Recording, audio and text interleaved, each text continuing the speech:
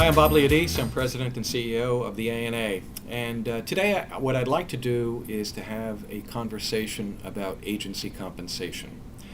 In particular, we'd like to talk about value-based compensation. Recently at our Advertising Financial Management Conference, Sarah Armstrong from Coca-Cola presented the release of information about how Coke is transforming its agency compensation practices to a value-based approach. Now, over the years, we have talked about compensation endlessly. It seems to be the topic that engenders a lot of passion, a lot of interest, a lot of conversation, a lot of debate.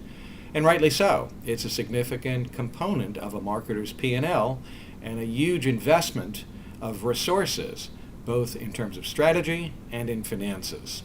So naturally, there's always going to be conversation about how best to manage agency compensation. What works best? Well, years ago, probably in the past decade, we've gotten off of the 15% commission system. We moved into fee-based and labor-based. But one of the interesting conclusions that Sarah Armstrong from Coke pointed out is that labor is not the appropriate way to measure value. In fact, we need to take a more holistic approach in thinking about how we should compensate our agencies. For the most part, agencies are the most valuable strategic partner that marketers have, and they should be compensated appropriately to ensure that their investment in the marketer is covering appropriate costs and provides the incentive for pay for performance, that is, profits, if in fact they've done well. And that is the premise that Coca-Cola is moving forward with in trying to relate and equate a total compensation package which provides cost reimbursement for the investment that the agency puts in towards the brand and provides a pay for performance up to 30% margins if there in fact is success. Now, of course, the devil's in the details, and Coca-Cola has been working on this for quite a long time and has been rolling it out in market by market. It builds on a lot of the work that Procter & Gamble has done over the past few years.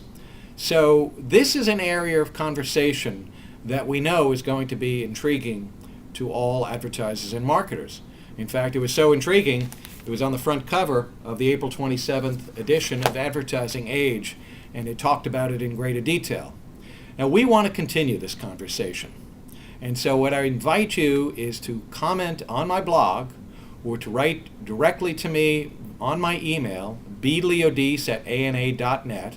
That's BLIODICE@ana.net, to get your perspectives and opinions about value-based compensation. Is Coca-Cola heading in the right direction? What are the potential pitfalls that await agencies and clients if in fact they move in this particular direction?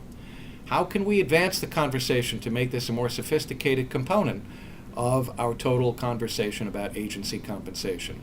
I think this is one where we can create a lot of debate. We can create a lot of thoughts about how to make this even better than what is currently taking place at Coca-Cola, and hopefully make this a win-win for everybody.